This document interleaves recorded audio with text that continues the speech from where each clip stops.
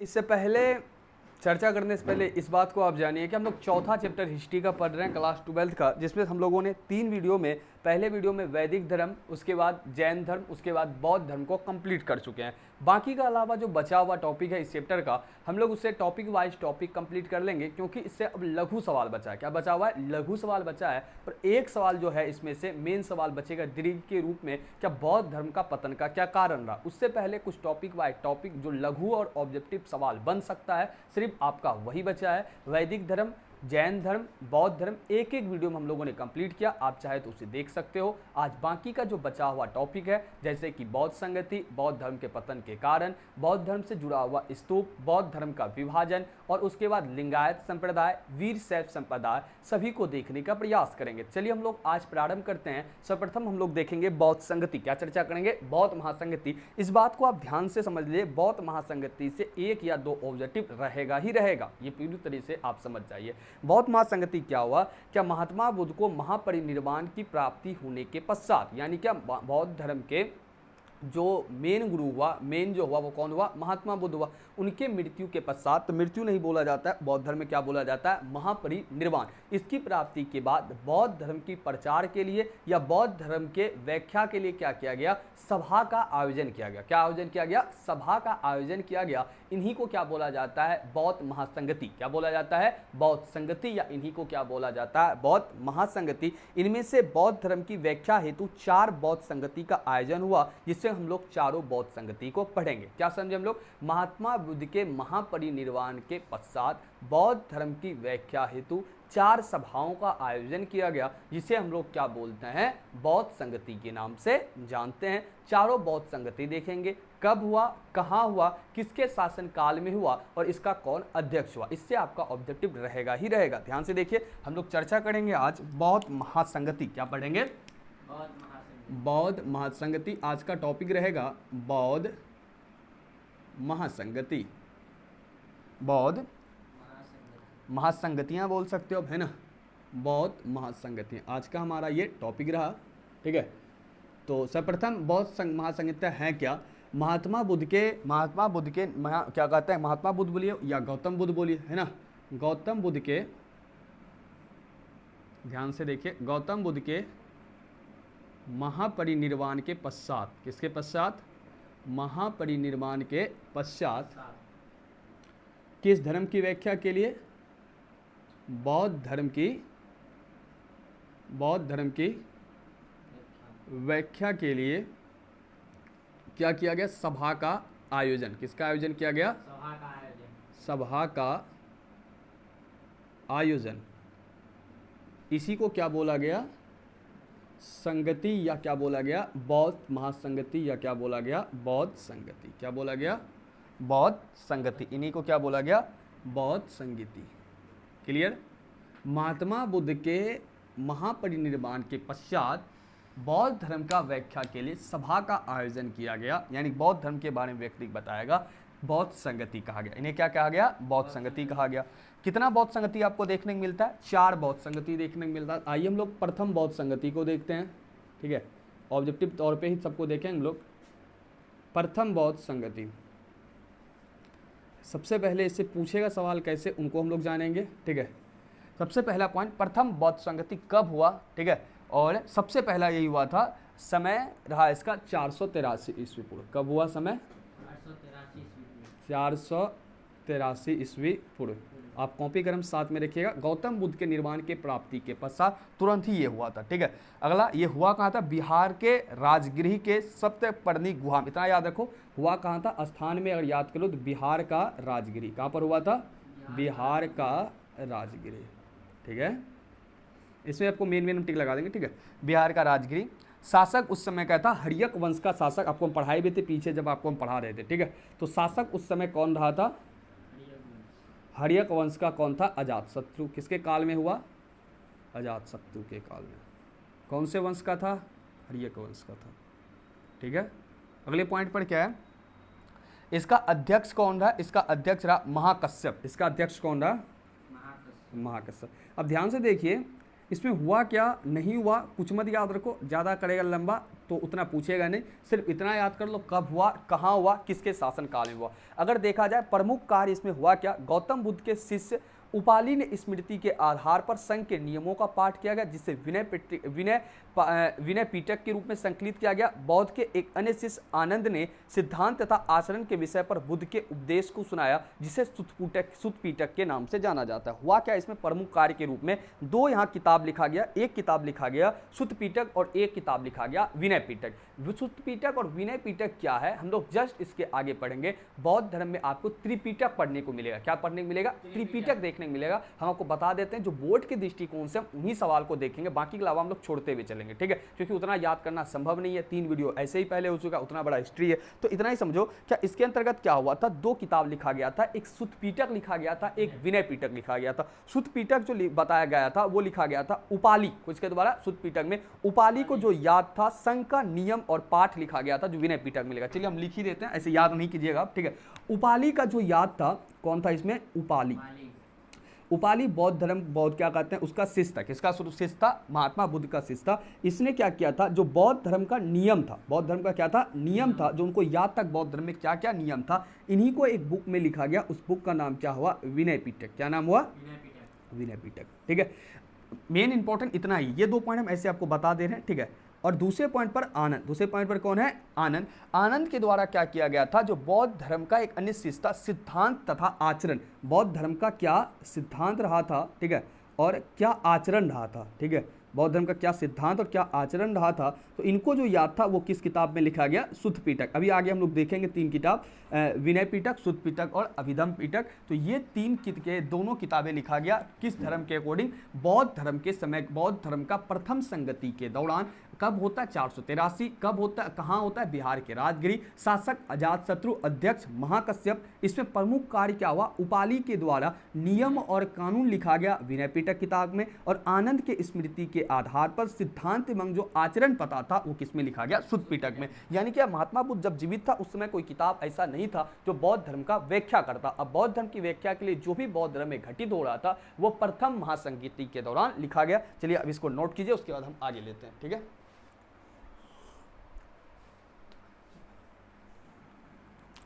तो अब हम लोग देखेंगे दूसरा बौद्ध संगति। कौन सा बौद्ध संगति देखेंगे, दूसरा। 4 बौद्ध संगति देखेंगे, यानी क्या, गौतम बुद्ध के महापरिनिर्वाण के पश्चात बौद्ध धर्म की व्याख्या होती, जो 4 बौद्ध संगति क्या, उसमें से हम लोग एक देखा।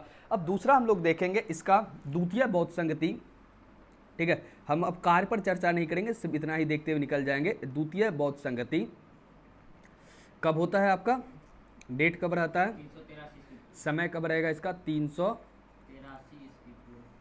समय 383 ईस्वी पूर्व हुआ।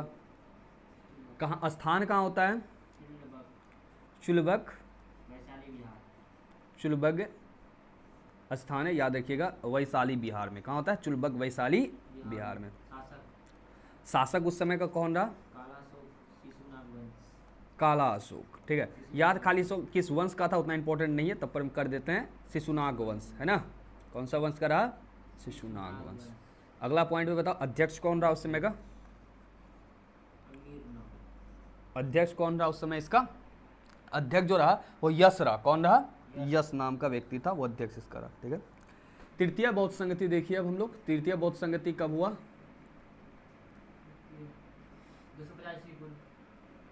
तृतीय बौद्ध संगति कब हुआ आपका, बहुत इंपॉर्टेंट, याद कर लीजिएगा, ठीक है।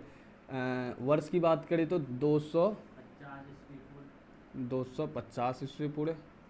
कहाँ पर होता है, पाटलिपुत्र में होता है, ठीक है। और किस शासक के काल में होता है, बहुत इंपॉर्टेंट रहेगा। तृतीय बौद्ध संगति आप याद रखिएगा, अशोक के शासन काल में हुआ। उसके बाद आपका शासक अध्यक्ष कौन रहा, मोगलीपुत्र तीस, ये उस समय का क्या रहा था, शासक रहा था इस क्षेत्र का, है ना, और नहीं अध्यक्ष रहा था, ठीक है। चौथे पॉइंट पर चतुर्थ बौद्ध संगति अगर चर्चा करें, चतुर्थ बौद्ध संगति, चतुर्थ बौद्ध संगति अगर डेट की बात करें, वर्ष की बात करें तो प्रथम शताब्दी ईस्वी, है ना, प्रथम शताब्दी यानी पहला 1 ईस्वी है ना, प्रथम शताब्दी ईस्वी, है ना। उसके बाद प्रथम शताब्दी ईस्वी यानी पहला ईस्वी को, है ना। और स्थान कुंडलवन कश्मीर, है ना, बहुत इंपॉर्टेंट है ये वाला भी आपका, ठीक है। चारों इंपॉर्टेंट है, आप याद रखिएगा। कुंडलवन कश्मीर कहाँ पर पड़ता है ये? कश्मीर के क्षेत्र में। शासक कौन रहा आपका? कनिष्क, ठीक है। शासक कौन रहा? कनिष्क। और अध्यक्ष कौन रहा तभी का? वसुमित्र, यही रहा, है ना। ये चारों बौद्ध संगति आपका किया गया। ध्यान से देखो क्या क्या हुआ था इसमें, एक लाइन में हम लोग समेटने का अगर प्रयास करें, क्या हुआ? क्या महापरिनिर्वाण के पश्चात, गौतम बुद्ध को महापरिनिर्वाण के पश्चात बौद्ध धर्म का व्याख्या हेतु 4 सभा का आयोजन किया गया। चारों जगहों पर हुआ। कब कब हुआ, किसके अध्यक्ष में हुआ, किसके शासनकाल, ये सारा पॉइंट आपको याद आना चाहिए। बस यहीं से आपका ऑब्जेक्टिव बनेगा। आप समझ गए। प्रथम बौद्ध संगति 483, स्थान बिहार का राजगिरी, शासक अजातशत्रु, अध्यक्ष महाकश्यप। द्वितीय बौद्ध संगति 383 ईस्वी पूर्व, स्थान चुलबुक वैशाली बिहार, शासक कालाशोक शिशुनाथ वंश का, अध्यक्ष यसरा। अब अध्यक्ष तुम चाहो तो याद नहीं कर सकता है, ठीक है, अध्यक्ष नहीं पूछा है, बाकी के अलावा अब सारा याद करना। इससे एक ही 2 सवाल बनता है, आपका मन हो तो आप पूरा याद कर लो। क्या वर्ष तृतीय बौद्ध संगति 250 में, स्थान पाटलिपुत्र, शासक अशोक। चतुर्थ बौद्ध संगति प्रथम शताब्दी, स्थान कुंडलवन और शासक कनिष्क। कैसे याद करेगा? कौसे कुंडलवन, कौसे कनिष्क, कौसे कुंडलवन, कौसे कनिष्क। अब यहाँ पर तृतीय बौद्ध संगति पाटलिपुत्र, पाटलिपुत्र के साथ कौन आ जाएगा? अशोक। जब मगध पढ़े थे तो वहां पर पाटलिपुत्र में सबसे बड़ा नाम किसका जुड़ा हुआ था? अशोक का। तो पाटलिपुत्र के साथ कौन हो जाएगा? अशोक। कौन सा बौद्ध संगति हो जाएगा? तृतीय बौद्ध संगति। द्वितीय बौद्ध संगति में चुलबुक वैशाली, जहां पर कौन आ जाएगा? कालाशोक। अब तुम याद रख लो क्या चुलबुक वैशाली बिहार में कालाशोक था। कौन रहता था? कालाशोक। ऐसे याद कर लो। तो द्वितीय बौद्ध संगति नाम किसका? चुलबुक कालाशोक। और पहला ऐसे नाम है अजातशत्रु, कहाँ का था? बिहार का, राजगिरी में हुआ था। और शासक उस समय कौन था? अजातशत्रु। अब इसका स्क्रीनशॉट लो। अब तुम समझ ही गया है क्या है क्या ये, और इससे एक सवाल आपका बनेगा ही बनेगा, ठीक है। अब ध्यानपूर्वक इसे याद कर लेना, ठीक है। इससे एक सवाल आपको देखने को मिलेगा।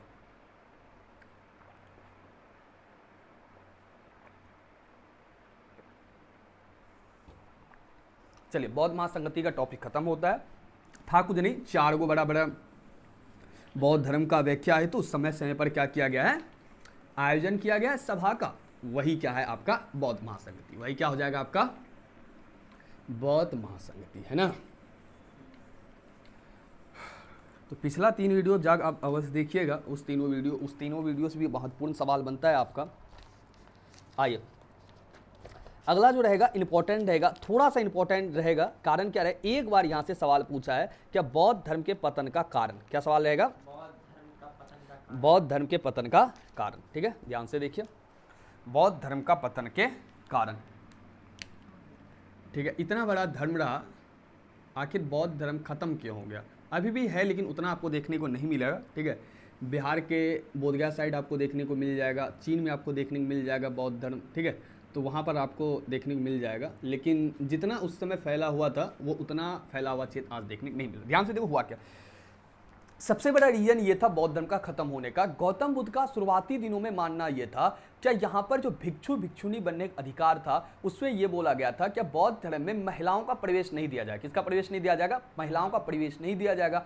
आनंद के कहने पर गौतम बुद्ध ने क्या किया था? महिलाओं का प्रवेश दिया था। और गौतम बुद्ध तभी कहा था कि अगर बौद्ध धर्म 5000 वर्ष चलता, अगर हम महिलाओं को प्रवेश देंगे तो कितना वर्ष तक चलेगा? 500 वर्ष तक चलेगा। और सबसे बड़ा पॉइंट यही था बौद्ध धर्म का पतन होने में, क्या वो महिलाओं को क्या अधिकार दे दिया था? भिक्षुणी बनने का अधिकार दिया था। और महिलाओं को जब भिक्षुणी बनने का अधिकार दिया तो जो मठ हुआ करता था ना, उन्हीं में क्या होता है? धार्मिक केंद्र के अंतर्गत वासना का कार्य होने लगा, जिसके कारण से धीरे धीरे मठ में भ्रष्टाचार फैलेगा और बौद्ध धर्म का धीरे धीरे क्या होगा? पतन होगा। तो ये तो मोटा मोटा कारण होगा। आइए एक एक पॉइंट देखते हैं हुआ क्या। 6ठी शताब्दी ईस्वी पूर्व से लेकर गुप्त काल तक हुआ और बौद्ध धर्म क्या क्या उन्नति किया। लेकिन क्या हुआ है? इसका गुप्त काल के पश्चात पतन का लक्षण दृष्टिगोचर होने लगा, ठीक है। गुप्त काल के बाद क्या होता है? 6ठी शताब्दी तक तो ठीक था, मौर्य काल, गुप्त काल, मौर्य काल तक ठीक था। गुप्त काल जैसे खत्म होता है धीरे धीरे क्या होने लगता है? आपका बौद्ध धर्म का पतन होने लगता है। इसके सबसे पहला पॉइंट ये था कि बौद्ध धर्म का परिवर्तित स्वरूप। बौद्ध धर्म में क्या होता है? इसमें होता क्या है? परिवर्तित। देखिए, बौद्ध धर्म का रीजन क्या था खत्म होने का? परिवर्तित स्वरूप। अब इसको बना लीजिएगा दीर्घ में, ठीक है।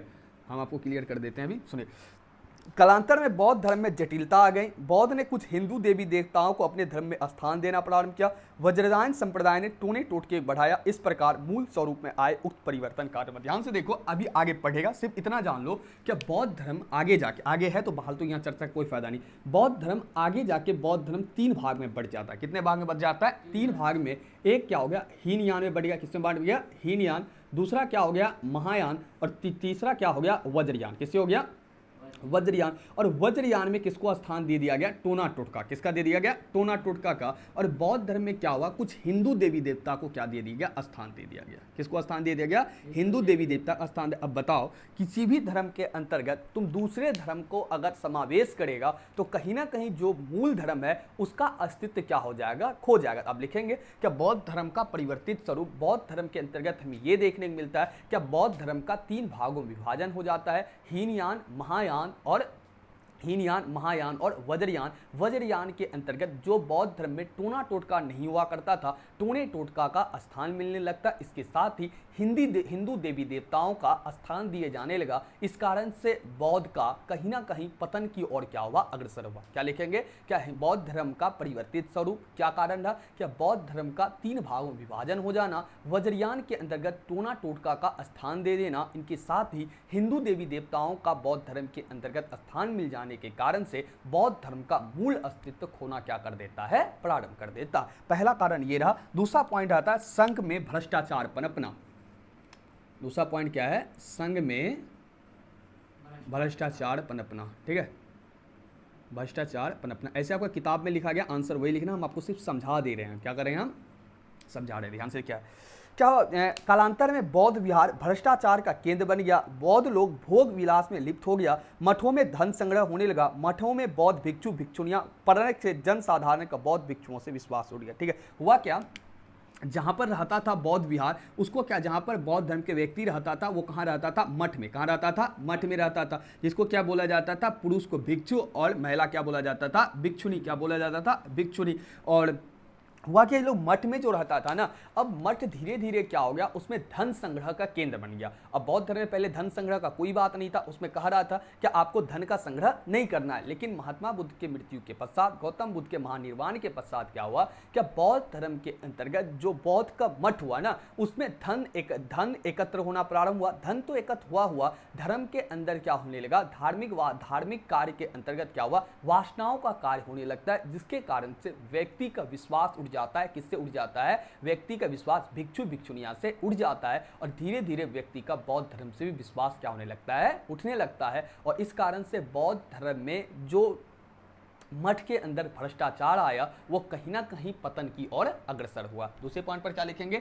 संघ में भ्रष्टाचार पनपना, यानी कि मठों के भीतर धन संग्रह किए जाने के कारण, भिक्षु भिक्षुनी की आचार विचार में परिवर्तन के कारण व्यक्ति का कहीं ना कहीं बौद्ध धर्म के मठों से क्या होने लगा? विश्वास उठने लगा। अंततः बौद्ध धर्म के पतन में एक कारण ये भी बनता है कि बौद्ध के मठों में क्या पनप गया? भ्रष्टाचार पनप गया, यानी कि व्यक्ति वहां पर मठ क्या करने लगा? धन का संग्रह करने लगा और उसके अंतर्गत क्या होने लगा? गलत कार्य होना प्रारंभ हुआ, जिसके कारण से व्यक्ति का विश्वास बौद्ध धर्म से क्या होने लगा? उठने लगा। यानी कि पहला पॉइंट उसका धर्म में परिवर्तन, दूसरा पॉइंट जो उसके मठ में रह रहा है उसके ही संस्कार, उसके ही चरित्र में क्या होने लगा है? अब परिवर्तन होना प्रारंभ हो गया, जिससे व्यक्ति का भरोसा क्या होने लगा है? बौद्ध धर्म से उठने लगा है। तीसरा पॉइंट क्या हुआ? तीसरा पॉइंट, हिंदू धर्म में क्या होता है? सुधार होता है। हिंदू धर्म में क्या हुआ? सीधा। अब ध्यान से देखो, क्या वैदिक धर्म में, हिंदू धर्म में सुधार, इसको लिखते हैं तब समझाते हैं।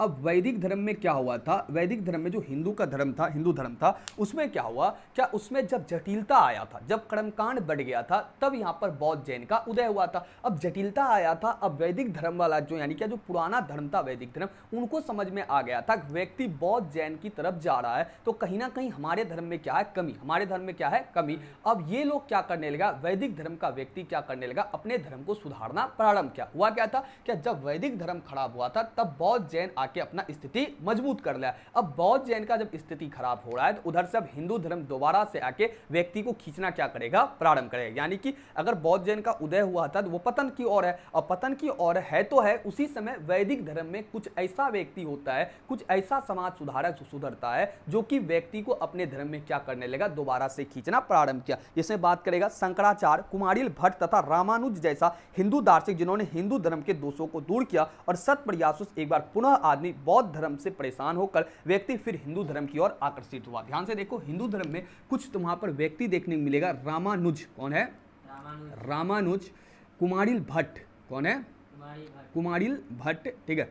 उसके बाद एक और व्यक्ति था जिनका नाम है शंकराचार्य। क्या नाम है? शंकराचार्य। हिंदू धर्म के बड़े बड़े दार्शनिक वे ये क्या किया, जो वैदिक धर्म में, हिंदू धर्म में जो कर्मकांड में जटिलता आया था उसमें सुधार किया। उसमें क्या क्या सुधार किया, जिसके कारण से बौद्ध धर्म में तो भ्रष्टाचार फैल रहा था, आम जनता को दिक्कत आई, बौद्ध धर्म से जनता त्रस्त हो गया था। ठीक उसी समय हिंदू धर्म में सुधार हो रहा था, तो व्यक्ति को दोबारा से किधर आकर्षित कर लिया? बौद्ध धर्म की ओर, वैदिक धर्म की ओर आकर्षित किया, यानी कि हिंदू धर्म की ओर आकर्षित हुआ। इससे पहले हुआ क्या था, क्या वैदिक धर्म में आई जटिलता के कारण बौद्ध धर्म आया था। अब हिंदू धर्म में सुधार के कारण अब उधर तो बौद्ध धर्म का क्या हो रहा था? पतन हो रहा था। तो बौद्ध धर्म का पतन हो रहा था, बौद्ध में भ्रष्टाचार हो रहा था, कहीं ना कहीं उसका विभाजन हो चुका था, हिंदू धर्म का स्थान मिल रहा था। तो जनता को एक ना कहीं बौद्ध धर्म में क्या होने लगा था? परेशानी। और यहाँ पर हिंदू धर्म में सुधार हो रहा था। अब जनता बौद्ध धर्म को छोड़कर किधर आना प्रारंभ हो गया? हिंदू धर्म की ओर दोबारा से आना प्रारंभ हो गया। तो तीसरा कारण ये हुआ, क्या हिंदू धर्म के अंतर्गत बड़े बड़े दार्शनिक जो हुए वो हिंदू धर्म में सुधार किए, जिसके कारण से व्यक्ति बौद्ध धर्म को छोड़कर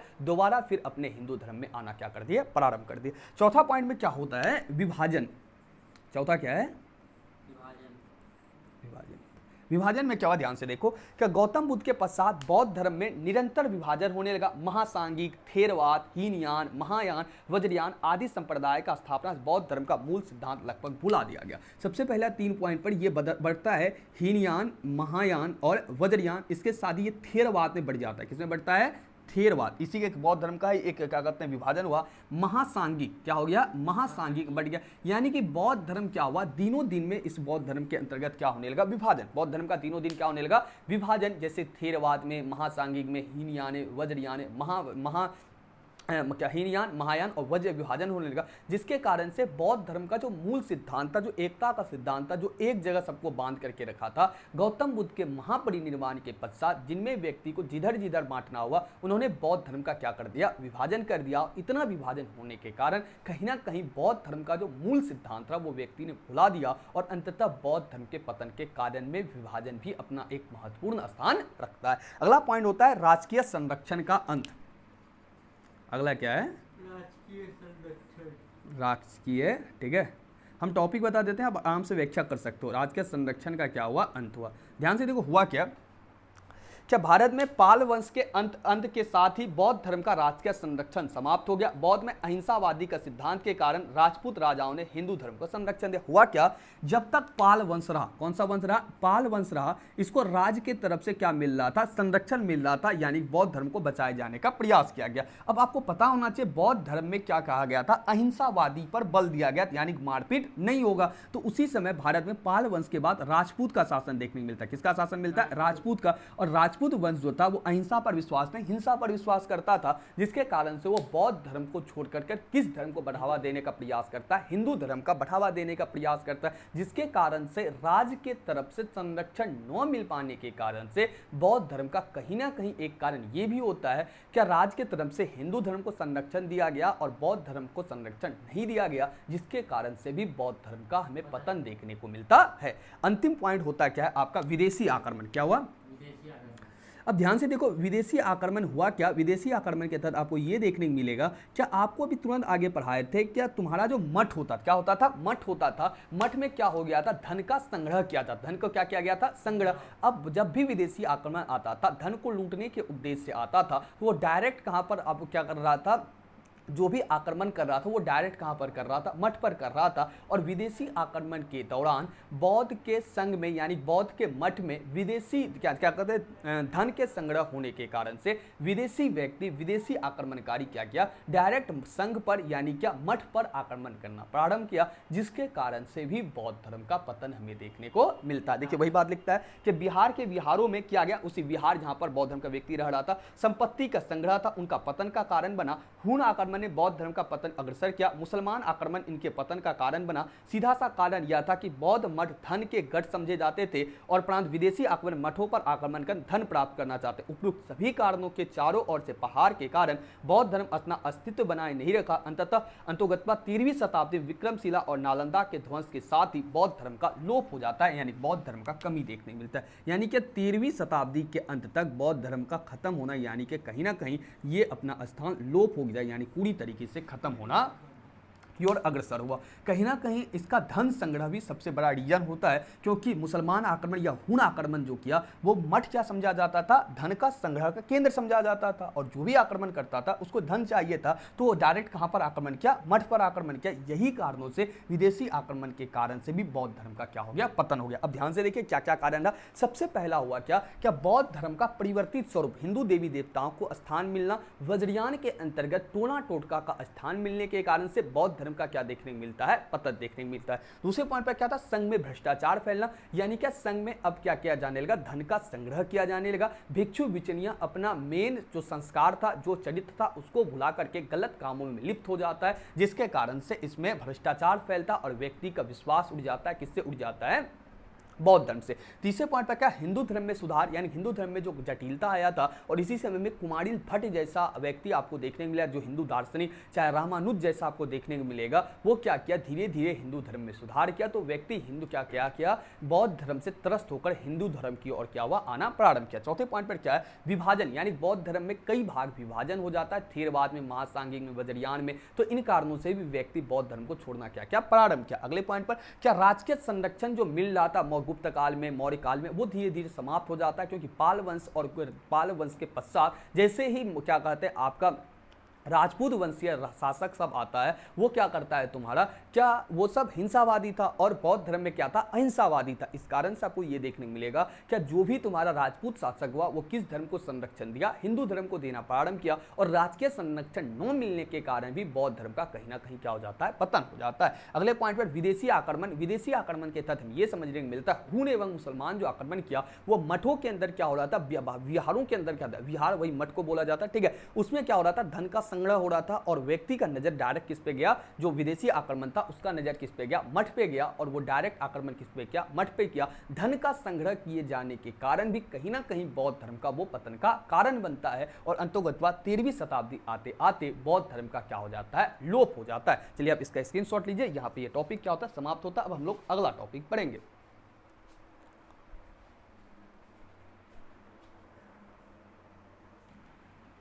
अब हम लोग समझेंगे स्तूप। क्या समझेंगे, स्तूप बौद्ध धर्म में, ठीक है, स्तूप का सबसे बड़ा स्थान था। स्तूप था क्या, तो आपको बताए थे कि अशोक के द्वारा 84,000 स्तूप बनवाया गया था। आपको याद होना चाहिए, दूसरे चैप्टर के दौरान जब हम पढ़ रहे थे उसमें जाने थे कि बौद्ध धर्म का सबसे ज्यादा संरक्षण दिया गया अशोक के समय। अशोक के द्वारा 84,000 स्तूप को बनाया गया। स्तूप होता क्या है, कि जहां पर जिस प्रकार से हिंदू धर्म में जब मृत्यु होता है उसका एक घर बन जाता है, ठीक है, जहां पर व्यक्ति माना जाता है कि जिस कब्र पर घर बना दिया जाता है उसकी याद में, ठीक उसी प्रकार से बौद्ध धर्म में गौतम बुद्ध की मृत्यु के पश्चात उसकी याद में क्या कर दिया गया है, एक घर टाइप का बना दिया। जैसे आप मंदिर समझ लो, उसी प्रकार से बौद्ध धर्म में क्या समझ लो, स्तूप। क्या समझ लो, स्तूप। ऐसा माना जाता है कि स्तूप में बौद्ध धर्म के गौतम बुद्ध का क्या है, अवशेष रखा गया है। क्या रखा गया है, अवशेष रखा गया है। जैसे कि आइए स्तूप के अंतर्गत किस प्रकार से बनता है उन्हीं समझते हैं। हिंदू धर्म का तुम मंदिर समझ लो और उसका क्या समझ लो, स्तूप। ठीक उसी प्रकार से गौतम बुद्ध की मृत्यु के पश्चात उसका जो शरीर था उसको कई भागों में बांटा गया,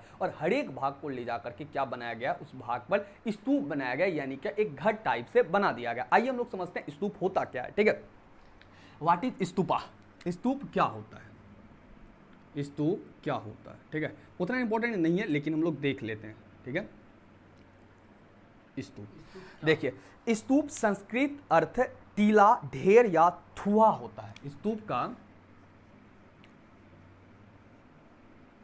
का संस्कृत में अर्थ क्या होता है, टीला, ढेर या थुआ, होता है। लघु में पूछा जा सकता है, ठीक है।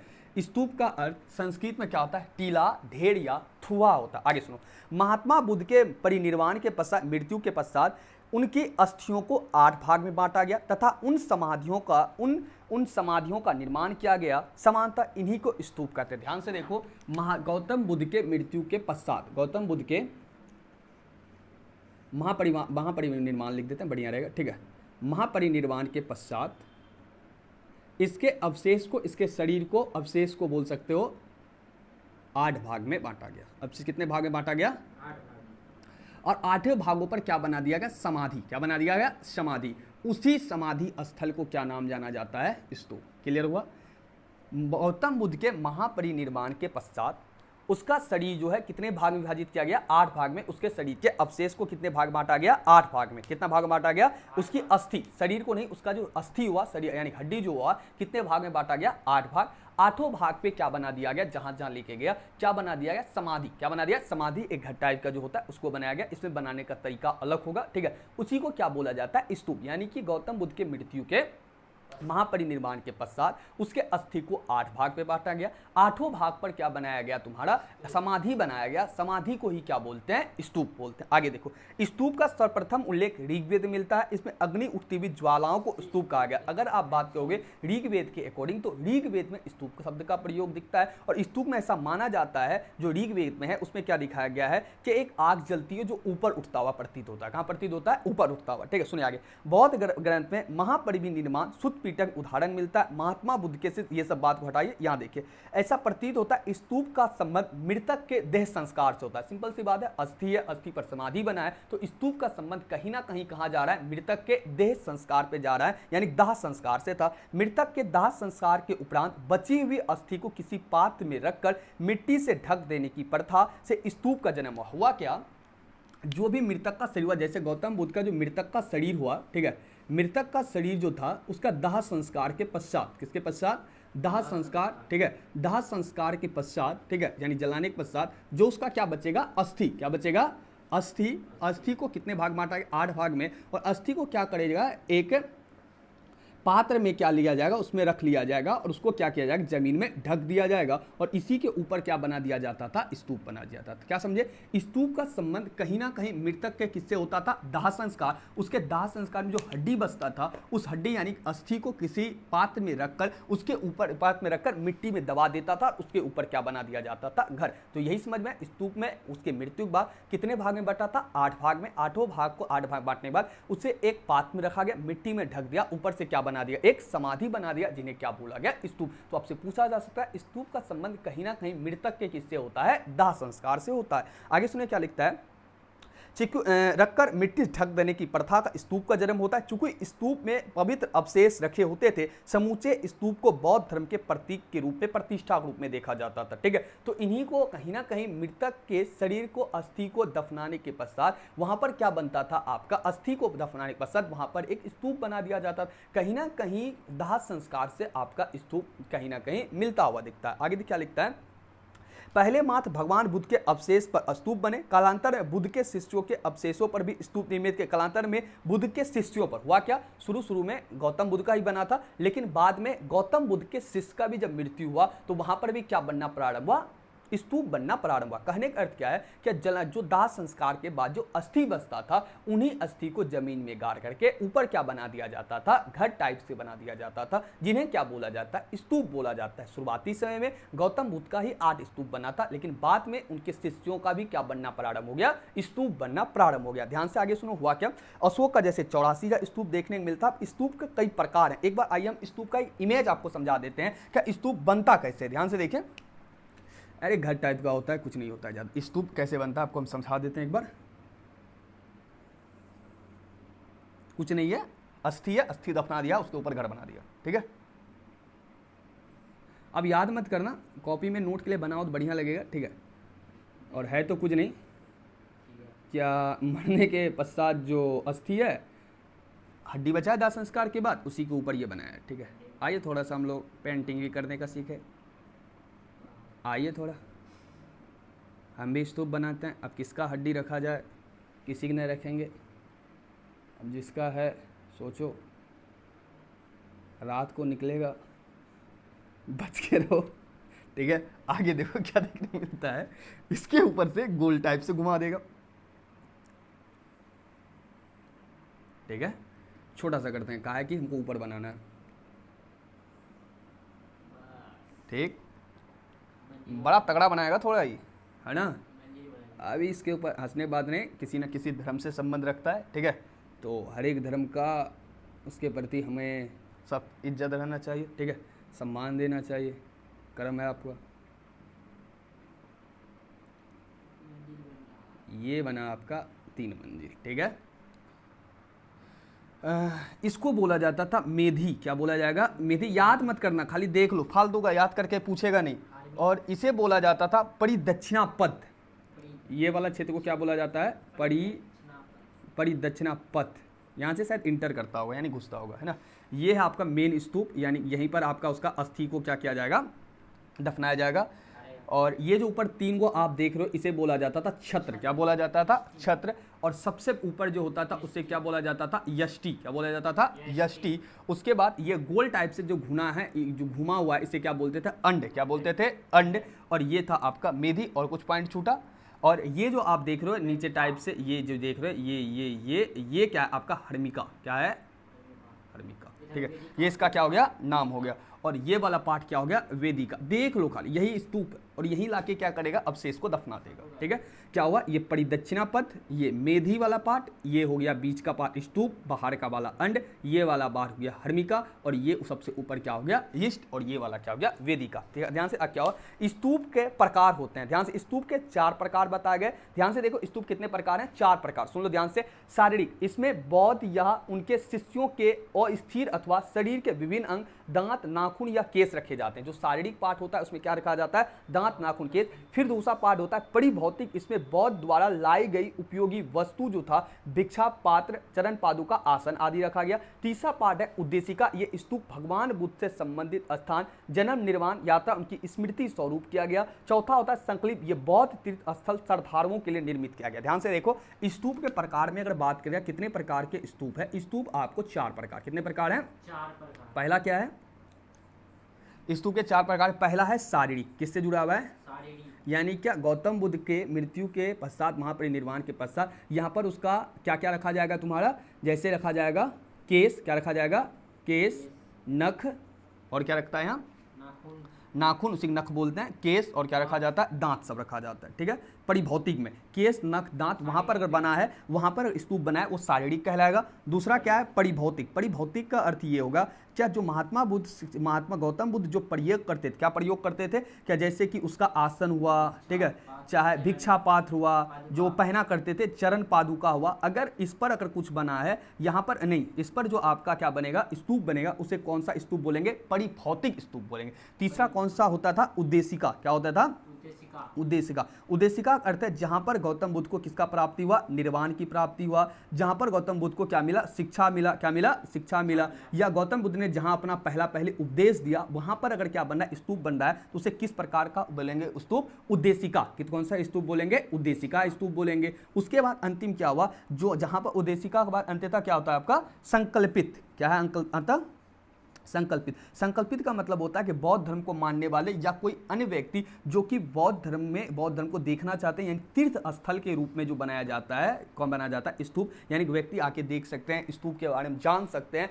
तो अगर व्यक्ति को देखने के लिए बनाया जा रहा है, तीर्थ स्थल के लिए बनाया जा रहा है, तो उसे कौन सा स्तूप बोला जाएगा, संकल्पित। उसे कौन सा बोला जाएगा, संकल्पित। तो स्तूप के कितने प्रकार हैं, 4 प्रकार। उसका केस, नख, दांत रखा गया शारीरिक, परिभौतिक, आसन, भिक्षा पात्र, चरण रखा गया, वो उसका परिभौतिक। उद्देशिका, जहां पर उन्हें निर्वाण की प्राप्ति भी, शिक्षा प्राप्ति, आपको पढ़ा भी दिया कहाँ निर्वाण मिला था, कहाँ उन्हें शिक्षा प्राप्ति हुआ था, उसके बाद कहाँ उन्होंने पहला उपदेश दिया था, ये सब बात आपको बताए थे। तो उनके जगह अगर बना है तो वो कौन सा स्तूप कहलाएगा, उद्देशिका। और बौद्ध तीर्थ स्थल के लिए जो बनाया गया स्तूप है उसे क्या बोलते हैं, संकल्पित स्तूप के नाम से जानते हैं। अगला पॉइंट को ध्यान से लो, इसकी संरचना। अब संरचना आप देख रहे हैं कैसे बना हुआ, स्ट्रक्चर क्या है, क्या ध्यान से देखो, स्तूप की संरचना। स्तूप का प्रारंभिक स्वरूप अर्धगोलाकार होता है, पहले अर्धगोलाकार बनाया गया, देख लो सेम अर्धगोलाकार बना है, जिसमें मेधी चबूतरे ऊपर उल्टे कटोरों की आकृति का थुहा बनाया जाता है। ये देख लो उल्टा कटोरा टाइप थुहा बनाया गया है, ठीक है। और इसके सुनो, इस अंड के उल्टे कटोरे आकृति थुआ बनाया जाता है जिसे क्या बोलते हैं, अंड बोलते हैं। ये कटोरा जो बनाया गया कटोरा, तो अगर आपको इसको अगर सीधा करे ये क्या बन जाएगा तुम्हारा कटोरा, ये सीधा कटोरा हो जाए। और उल्टा करके क्या बना दे इसके अंदर स्तूप, और ये जो उल्टा कटोरा दिख रहा है उसे क्या बोलते हैं, अंड। क्या बोलते हैं, अंड। क्या बोलते हैं, अंड। अंड के ऊपरी चोटी सिरे पर चपटी होती है जिसके ऊपर धातु पात्र रखा जाता है, इसे हर्मिका बोला जाता है। देखो यहां से चपटा हुआ दिखाया जाता है, धातु का कुछ पात्र लगाया जाता है अंड के ऊपर जिसे क्या बोला गया, हर्मिका। क्या बोला गया है, हर्मिका। अब इसमें सुनो, स्तूप का महत्वपूर्ण भाग, हर्मिका के अर्थ देवताओं का निवास स्थान। हर्मिका क्या माना जाता है, यहीं पर देवता क्या करता है, निवास स्थान करता है। कौन सा धर्म का, बौद्ध धर्म का। स्तूप के चारों ओर दीवार द्वारा घेर दिया जाता था जिसे वेदिका कहते हैं। इसके द्वारा क्या कर दिया जाता था, स्तूप को घेर दिया जाता था। ये पूरी पॉइंट वो यहीं पर हम खत्म करते हैं क्योंकि यहां से सवाल पूछता नहीं है, तो आप इतना ही समझ लो। क्या स्तूप क्या है, कहीं ना कहीं दाह संस्कार से संबंधित है।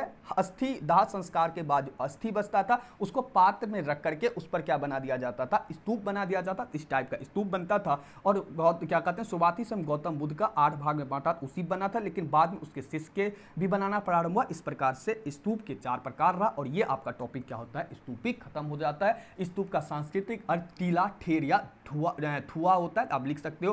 क्या कहीं ना कहीं स्तूप का संबंध किससे होता है, आपका दाह संस्कार से। व्यक्ति के मृत्यु के पश्चात दाह संस्कार जो हड्डी बचता है उससे क्या करता है, किसी पात्र में रखकर उसके जमीन के अंदर दफना देता है। उसके ऊपर क्या बना दिया जाता था, स्तूप बना दिया जाता था। कहीं ना कहीं संबंध जो है स्तूप का दाह संस्कार से है। गौतम बुद्ध के मृत्यु के पश्चात उसके शरीर के अस्थि को 8 भाग में बांटा गया था। उनके पश्चात उस पर क्या बनाया गया था, स्तूप बनाया गया था। इनके बाद गौतम बुद्ध का शुरुआती समय गौतम बुद्ध का स्तूप बना था, लेकिन उनके बाद उनके शिष्यों का भी स्तूप बनना क्या हुआ, प्रारंभ हुआ। इसके साथ ही हमारे स्तूप का कितने प्रकार है, 4 प्रकार। शारीरिक, परिभौतिक, उद्देशिका, संकल्पित। संकल्पित क्या होगा, जो कि तीर्थ यात्री के लिए बनाया जाता है, वो क्या हो जाएगा आपका संकल्पित तुम्हारा हो जाएगा। अब यहां पर एक पॉइंट याद रखो, सांची का स्तूप याद कर लो कि सांची का पहाड़ी मध्य प्रदेश के रायसेन जिला में 25 किलोमीटर आपको सांची का स्तूप देखने मिला। इतना याद कर लो, क्या सांची मध्य प्रदेश का रायसेन जिला, मध्य प्रदेश का कौन सा जिला, रायसेन जिला में स्तूप आपको देखने को मिलेगा। ये ऑब्जेक्टिव है, याद कर लो, ठीक है, बहुत इंपॉर्टेंट ऑब्जेक्टिव है।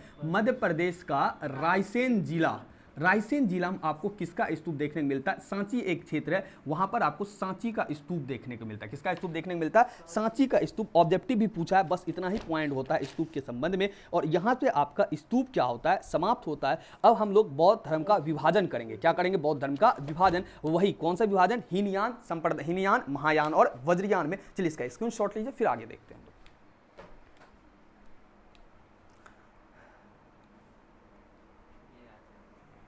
तो अगला टॉपिक जो हम लोग का है वो कौन सा है, बौद्ध संप्रदाय। कौन सा टॉपिक है, बौद्ध संप्रदाय। इसमें क्या होगा, बौद्ध धर्म का आपका विभाजन देखने को मिला। क्या देखने को मिलता है, बौद्ध धर्म का विभाजन। बौद्ध धर्म का जो विभाजन आपको देखने को मिलता है, कालांतर में आगे जाके बौद्ध धर्म जो है आपका 3 भाग में बढ़ जाता है। कितने भाग में बढ़ जाता है, 3 भाग में। एक बढ़ता है आपका हीनयान, कौन कौन से बढ़ता है, हीनयान, महायान एवं वज्रयान। 3 भाग में क्या हुआ, आपका बौद्ध धर्म बट गया। ठीक है, आगे सुनिए। 3 भाग में जो बटा, सुनिए ध्यान से, वो तीनों भाग क्या हुआ, जो कि बौद्ध धर्म का कारण में से भी एक कारण ये भी रहता है, क्या बौद्ध धर्म का विभाजन होना भी बौद्ध धर्म का क्या बनता है, कारण बनता है। आइए सर्वप्रथम लोग हीनयान समझते। लघु का सवाल है, कभी कभार पूछ सकता है, ध्यान सुनिए। हीनयान क्या, सुनो ध्यान से। हीनयान का अर्थ है लघु चक्र। हीनयान का अर्थ क्या है, लघु चक्र। ये लोग बुद्ध की मूल शिक्षाओं में आस्था रखते थे। अष्टांगिक मार्ग में इनका विश्वास था, मूर्ति पूजा में इनका विश्वास नहीं था। हीनयान धर्म का संरक्षक सम्राट अशोक था और इनकी पुस्तकें पाली में। हीनयान का अर्थ क्या है, ध्यान से देखो।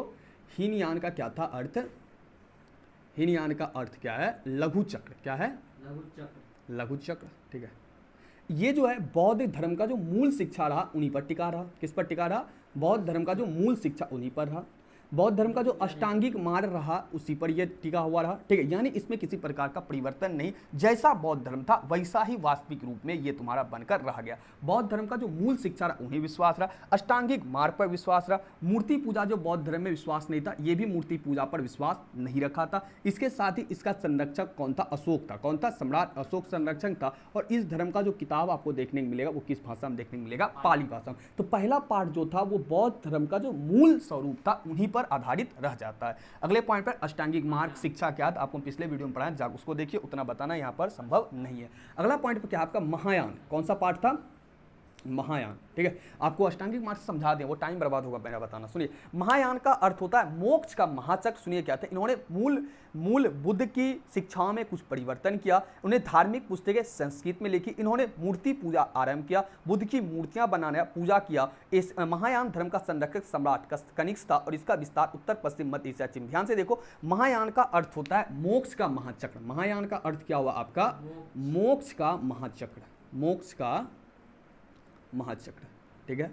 इन्होंने क्या क्या शिक्षा में परिवर्तन किया, किसके शिक्षा में, बौद्ध धर्म के शिक्षा में आपका क्या क्या परिवर्तन कर दिया। कौन परिवर्तन कर दिया, जो कि महायान संप्रदाय में बटा हुआ था। इन्होंने किसको बल दिया गया, मूर्ति पूजा पर बल दिया। किस पे बल दिया गया, मूर्ति पूजा। और इन्होंने क्या क्या, महात्मा बुद्ध का यानी गौतम बुद्ध का क्या बनाया, मूर्ति बनाया और इनका क्या क्या पूजा करना प्रारंभ किया। इसके साथ ही इसका संरक्षक कौन हुआ आपका, कनिष्क।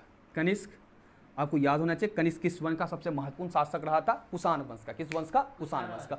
पहला पार्ट बुद्ध की मूल शिक्षा पे है, मूर्ति पूजा में विश्वास नहीं है। दूसरा जो भाग बट रहा है, कौन सा भट्ट है, महायान। कौन पार्ट है, महायान। महायान परिवर्तन कर रहा है, उसके साथ ही मूर्ति बना पूजा कर रहा है। इसका संरक्षक कौन है, कनिष्क। तीसरा आता है, अंतिम आता है वज्रयान। ये बिहार और बंगाल में फैलता है। ये कहाँ फैलता है, बिहार और बंगाल। ये बड़ा खतरनाक हो गया, ये सबसे ज्यादा चेंज था। सुनो ध्यान से, वज्रयान संप्रदाय का उदय 8वीं शताब्दी बिहार एवं बंगाल में। अब समझ लो, अगर किसी चीज का उदय बिहार बंगाल में हो रहा है, समझ लो कितना खतरनाक हुआ। देखो क्या हुआ इसमें।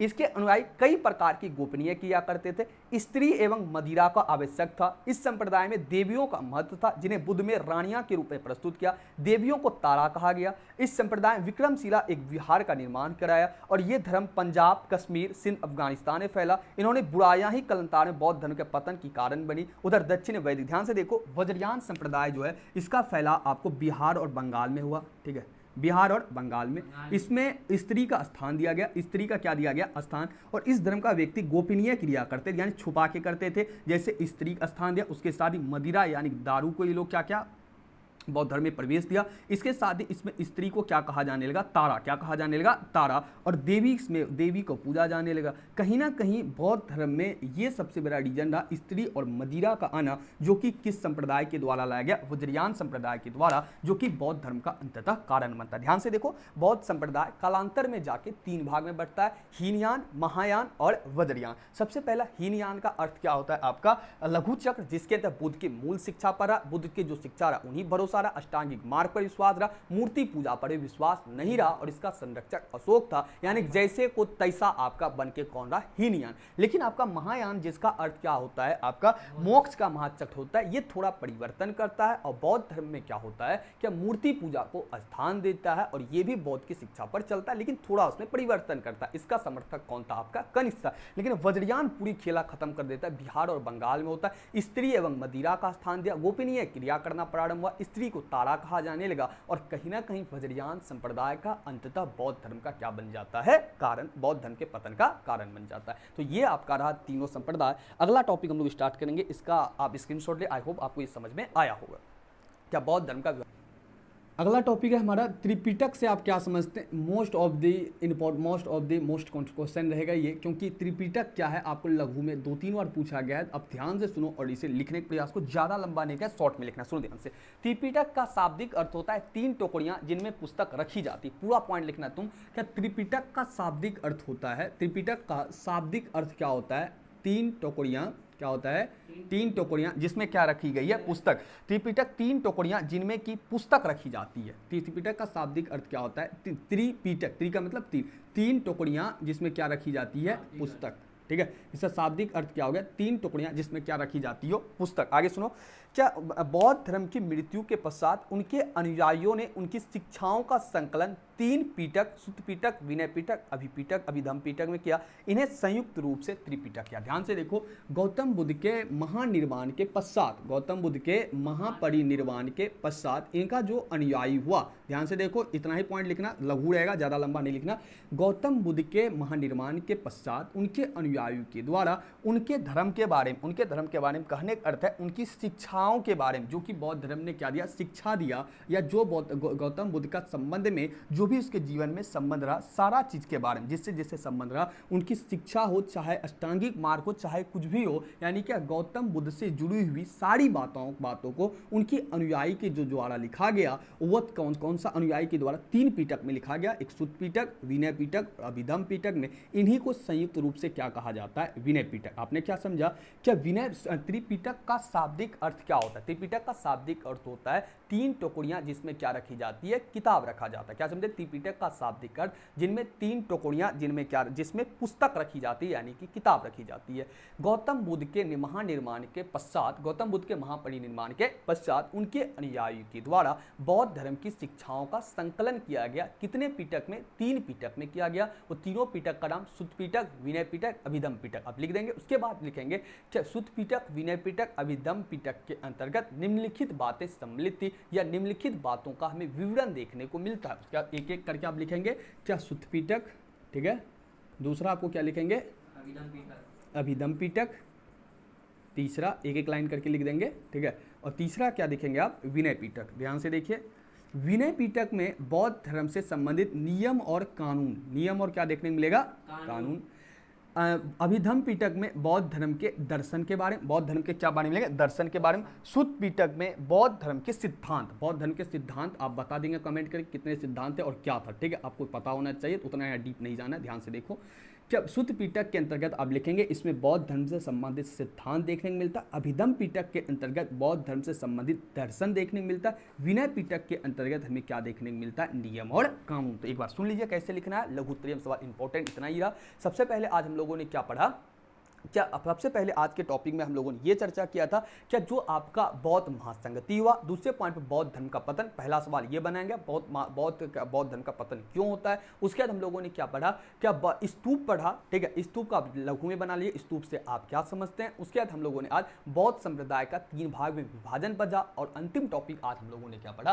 त्रिपिटक। त्रिपिटक क्या है? त्रिपिटक का शाब्दिक अर्थ जिस 3 टुकड़ियों में रखी गई पुस्तक, 3 टुकड़ियों में रखी गई पुस्तक। गौतम बुद्ध के निर्माण के पश्चात उनके अनुयायियों के द्वारा बौद्ध धर्म की शिक्षाओं को 3 पिटक में संकलित किया गया। विनय पिटक, सुत्त पिटक, अभिधम पिटक में क्या किया गया? संकलित किया गया, जो कि इस प्रकार से निम्नलिखित है। सुत्त पिटक जिसमें आपको बौद्ध धर्म के क्या देखने को मिलता है? बौद्ध धर्म का सिद्धांत देखने को मिलता है। अभिधम पिटक बौद्ध धर्म का दर्शन देखने को मिलता है। और तीसरे पॉइंट पर क्या लिखेंगे? विनय पिटक जिसमें नियम और कानून देखने को मिलता है। इन तीनों के सम्मिलित रूप को ही क्या बोलते हैं हम लोग? त्रिपिटक के नाम से जानते हैं। तो मिलते हैं कल के क्लास में। शैव और वैष्णव मत को समझते हैं, तो मिलते हैं कल के क्लास में।